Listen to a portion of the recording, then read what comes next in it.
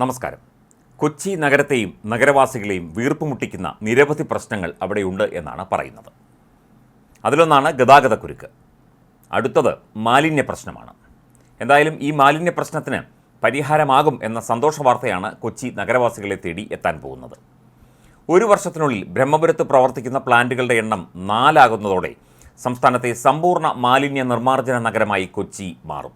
നിലവിൽ 2 BSF പ്ലാന്റിൻ്റെ നിർമ്മാണമാണ് ബ്രഹ്മപുരത്ത് നടക്കുന്നത്.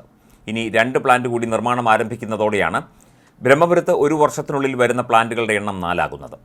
മാലിന്യത്തിൽ നിന്ന് ബയോഗ്യാസ് ഉൽപ്പാദിപ്പിക്കുന്ന CBG പ്ലാന്റാണ് ഇതിലേറ്റവും പ്രധാനം. ഈ മാസം തന്നെ നിർമ്മാണം ആരംഭിച്ച് അടുത്ത മാർച്ചിൽ പ്ലാന്റ് പൂർത്തിയാക്കുകയാണ് ലക്ഷ്യം. കഴിഞ്ഞ കൗൺസിൽ യോഗത്തിലാണ് ഇതിന് അനുമതി നൽകിയത്. കൊച്ചി കോർപ്പറേഷൻ 150 ടൺ മാലിന്യം സംസ്കരിക്കാൻ ശേഷിയുള്ളതാണ് പ്ലാന്റ് എന്ന് പറയപ്പെടുന്നു.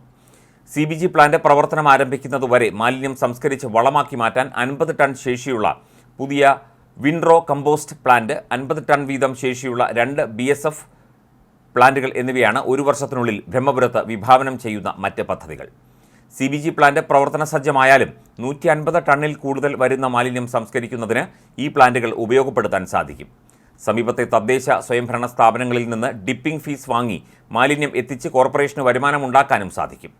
ബ്രഹ്മപുരത്ത് പുതിയ വിൻഡ്രോ പ്ലാന്റ് സ്ഥാപിക്കുന്നതിനും കൗൺസിൽ നേരത്തെ അനുമതി നൽകിയിരുന്നു. നിലവിലെ വിൻഡ്രോ പ്ലാന്റിന് പകരം കരഭൂമിയിൽ പുതിയ പ്ലാന്റ് നിർമ്മിക്കുകയാണ് ലക്ഷ്യം. 80 ലക്ഷം രൂപയാണ് ചിലവ്.